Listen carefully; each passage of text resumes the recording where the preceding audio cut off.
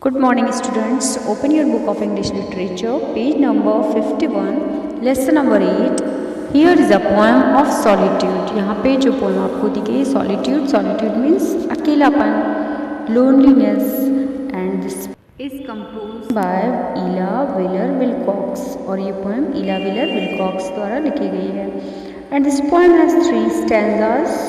And the first one is laugh and the world laughs with you. Weep and you weep alone. जब आप हंसते हो, जब आप मुस्कुराते हो, उस समय the world loves with you. जब आप खुश रहते हो तो सारा संसार, ये सारी दुनिया आपके साथ खुशी मनाती है, खुश रहती है. वीप, और जब आप निराश होते हो, दुख में होते हो, एंड यू वीप अलोन, और तो आपको अकेले ही दुख सहना होता है.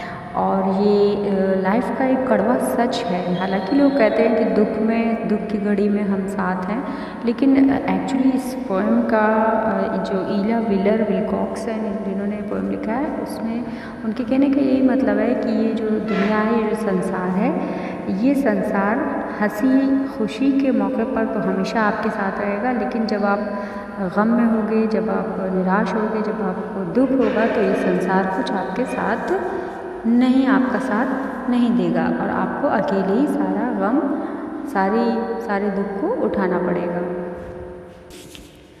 For the sad old earth must borrow its mirth, but has trouble enough of its own. For the sad old earth means the earth means that this world. ठीक है, इसमें पोएटिस्ट जो है वो आपसे बताना चाहती हैं कि अर्थ का मतलब यहाँ पे दुनिया से है, दुनिया वाले लोगों से है. मस्ट बोरो इट मस्ट, और जब उनको कोई खुशी मिलती है तो ऐसा लगता है कि उनको ये उधार में मिली है. क्यों? But has trouble enough of its own. उनके कहने का मतलब ये पोएटिस्ट के कि has trouble enough of its own. Already इस लाइफ में बहुत सारे दुख हैं.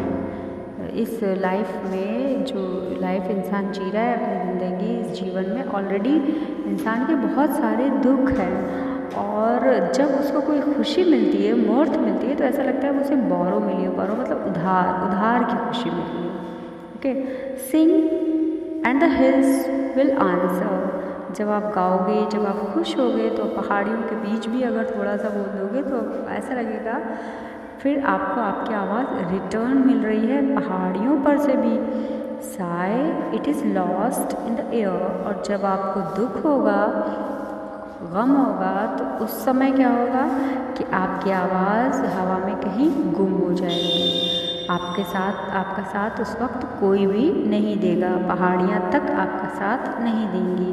The echoes bound to a joyful sound but think shrink from voicing cave. Poetess इसमें कहना चाहती हैं कि और ऐसा लगता है कि the echoes bound to a joyful sound, और ऐसा लगता है कि जब आप खुश होते हो, जब आप के साथ खुशी के पल होते हैं, तो आपकी जो इकोज हैं, जो आपकी भावनाएं हैं, वो खुशी की भावनाएं वापस आपको मिल रही होती हैं. लेकिन श्रिंक फ्रॉम वॉइसिंग केयर, लेकिन जब आप दुख में होते हो तो ऐसा लगता है वो सारी खुशियाँ श्रिंक होती चली जाती हैं, सारे इकोज श्रिंक होते जाते हैं. The next stanza is composed by Ella Wheeler Wilcox. Rejoice and men will seek you, grieve and they turn and go. Rejoice यानी आप खुश रहोगे, men will seek you, तो ये दुनिया वाले खुद तुमको ढूंढ लेंगे. Grieve, और अगर तुम दुखी रहोगे, they turn and go, वे आपको पहचानेंगे भी नहीं. They want full measure of all your pleasure. ये जो दुनिया है ये बिल्कुल चाहती है कि full measure of all your pleasure, यानी कि आपकी खुशियों में ही शामिल होना चाहती है. But they don't need your वो, इनको आपके गम की कोई परवाह नहीं है. Be glad and your friends are many. आप जब खुश रहोगे तो आप देखोगे कि आपके बहुत सारे फ्रेंड्स हैं. बी सैड, और दुख में, and you lose them all, आप धीरे धीरे सबको खो दोगे. There are none to decline your nectared wine.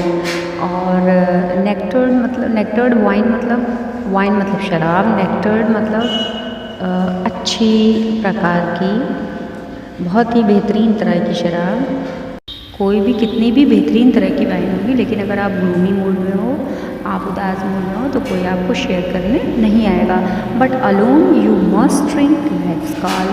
और सिर्फ अगर आप ग्लूमी मूड में हो, उदास हो, अनहैप्पी हो, तो आपको स्वयं ही खुद ही इस लाइफ्स कॉल मतलब लाइफ की मुसीबतों को, परेशानियों को खुद ही झेलना होगा। ये सारी जाम जो है खुद ही पीने होंगे। And the last stanza of the poem Solitude, that is composed by Ella Wheeler Wilcox. The last stanza is feast and your halls are crowded. feast मतलब होता है भोजन, जब आप भोजन कराओगे, जब आप दावत दोगे लोगों को। And your halls are crowded, तब आप देखोगे कि आपके हॉल्स जो हैं वो ओवर क्राउडेड हो गए हैं। फास्ट मीन्स व्रत या रोज़ा या मतलब कुछ भी नहीं खाओगे। एंड तब आप क्या देखोगे, द वर्ल्ड गोज बाय, ये संसार वाले आपका साथ छोड़ करके चले जाएंगे। Succeed and give and it helps you live. Succeed जब तक आपको सफलता मिलती रहेगी, एंड गिव आप लोगों को देती रहोगे, and it helps you live, और तो आप देखोगे कि आपको जीने में आनंद आएगा। लोग आपके हाथ में हाथ मिलाए रहेंगे, आपके साथ हरदम रहना चाहेंगे। But no man can help you die, लेकिन जब आपके मरने का समय आएगा तब आपकी कोई हेल्प नहीं करेगा।